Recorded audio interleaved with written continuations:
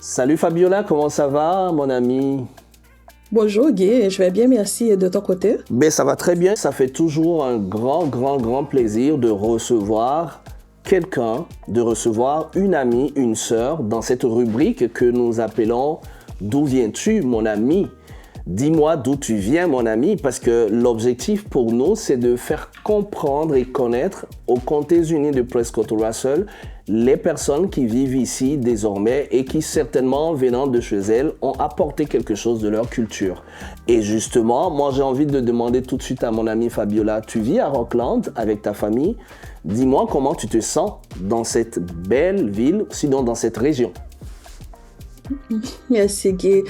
Donc, j'habite à Auckland, ça fait presque 3 ans. Donc, mes enfants se sentent assez bien.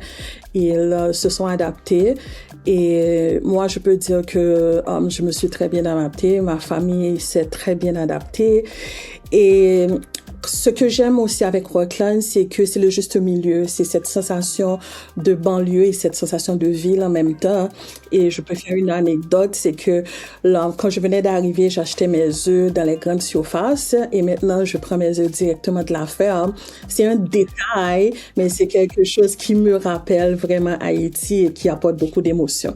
Donc, je me sens très bien à Rockland, si je peux dire. Mais tu nous envoies tout de suite dans le sujet Haïti. Mais quoi de Haïti? Fabiola Pascal a décidé de nous parler de la soupe Joumou, qui est aussi appelée la soupe de l'indépendance. Alors Fabiola, pour celles et ceux qui ne connaissent pas cette soupe haïtienne, c'est quoi exactement ce plat?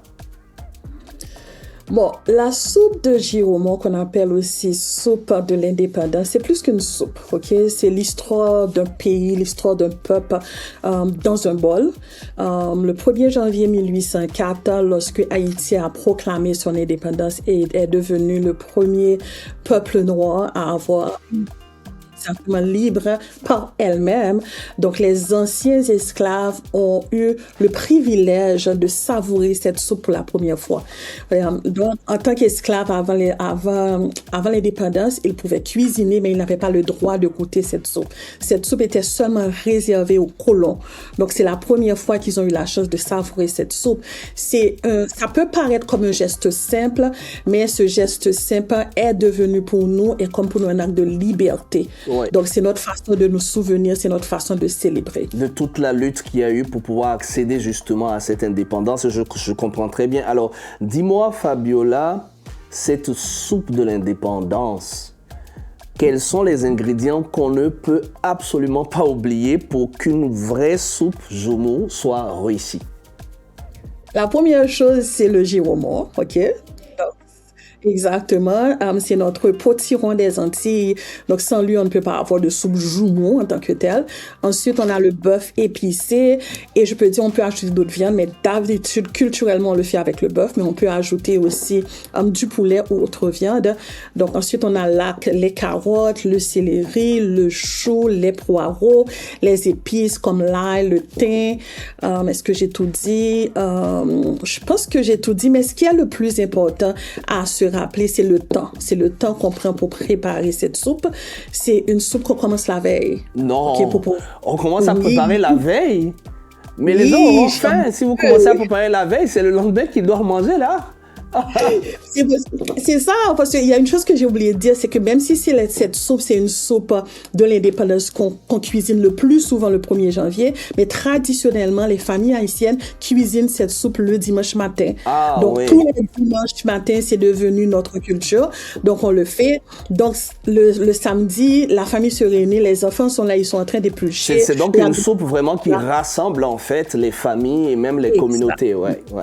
Tu as bien dit. Je comprends. Tu as résumé pour moi. Mais ça a donc, en fait, la symbolique autour de cette soupe est donc au-delà même de l'indépendance. Et c'est d'ailleurs, je pense que les gens ont compris parce que aujourd'hui, cette soupe Joumou, cette soupe de Giromo, on va dire qu'elle n'est plus seulement une soupe haïtienne, elle est une soupe mondiale parce que désormais inscrite au patrimoine culturel immatériel de l'UNESCO. C'est une reconnaissance mondiale, mais toi qui es haïtienne d'origine, qu'est-ce que cette reconnaissance mondiale représente pour le peuple haïtien? Et est-ce que Fabiola Pascal bien qu'étant désormais installée dans la belle cité semi-rurale de Rockland, est-ce qu'elle continue de cuisiner cette soupe? D'abord, je peux dire que c'est une fierté immense. Je pense que c'est une fierté pour moi et je pense aussi pour le peuple haïtien. C'est une fierté immense. C'est pour un peuple qui a tant souffert et qui continue de souffrir. Je sais que vous voyez ce qui se passe dans les médias. Absolument. Donc, de voir que quelque chose d'aussi intime a été reconnu par le monde entier. Donc, c'est quelque chose qui prouve que notre culture existe et que cette culture mérite d'être préservée. Ouais. Donc, jusqu'à nos jours, et d'être connue aussi. D'être connu, merci. Et jusqu'à présent, je le cuisine. Je vais pas dire tous les dimanches, mais au moins 2 fois par mois. Nous cuisinons, les enfants grandissent et lorsqu'on mange cette soupe le dimanche, ils savent ce qu'ils mangent, ils connaissent l'histoire. C'est notre façon de ne pas oublier notre histoire. Parlant d'histoire, qu'est-ce que tu aimerais vraiment que Presque Autrement Seul sache sur Haïti, au-delà de ce qu'on voit dans les nouvelles? Parler d'Haïti m'apporte toujours beaucoup d'émotions et ce que je veux que les gens se rappellent, c'est que Haïti, c'est un peuple fier, c'est un peuple résilient, c'est un peuple qui est profondément attaché à sa culture. C'est vrai qu'on nous voit souvent dans les médias à travers ce qui se passe, les tremblements de terre, les instabilités socio-économiques et politiques, mais Haïti, c'est une musique extraordinaire, c'est une littérature riche, c'est des artistes qui sont reconnus à travers le monde, c'est un paysage montagneux avec aussi des plages resplendissantes, des plages à couper le souffle qui me manquent beaucoup, hein. Et aussi, on parle de ça, il y a aussi notre cuisine savoureuse qu'on ne peut pas oublier. Fabiola, tu as parlé de cette riche culture. Est-ce que le collier que tu portes, ça a quelque chose à voir avec Haïti? Je suis coupable de ça. En effet, oui, mon collier, c'est un collier qui vient d'Haïti. C'est un collier qui est fait par une femme. Et c'est fait avec du matériel recyclé, du bois recyclé. Oh, c'est magnifique. Oui, c'est complètement fait à la main. Et avec du bois recyclé. Et tu n'imagines pas, Fabiola, ce que ça constitue pour nous TVC22 qui sommes aujourd'hui, nous, reconnus comme un média éco-responsable. C'est une des bases de TVC22, sinon la base. Mais Fabiola, tu nous as parlé du giroman. Avec le giroman, donc cette courge des Antilles qui est le cœur de la soupe joumou. Ce légume, la courge, n'est pas étranger à la région qui nous accueille aujourd'hui. Les peuples hurons cultivaient déjà la courge vers l'an 1400 de notre ère. Ici même, dans ce qui est aujourd'hui l'Ontario. Les Wanda, qu'on appelle aussi les hurons, la cultivaient avec le maïs et les haricots sur les petits tertres de terre et ils les appelaient, ces 3 plantes-là, les 3 sœurs. C'était leur façon à eux de nourrir leur famille, de nourrir la communauté, avant même l'arrivée des Européens. Des siècles plus tard, encore aujourd'hui donc, la courge est toujours là. Chaque automne, dans nos familles franco-canadiennes, dans plusieurs d'entre elles, dès que les températures fraîchissent, on sort le grand chaudron pour le potage à la courge. C'est un rituel de saison, un plat de partage, un réconfort qui rassemble en fait la famille autour d'une table. Alors, voilà ce que j'ai pensé en t'écoutant Fabiola nous parler de la soupe du 1er janvier.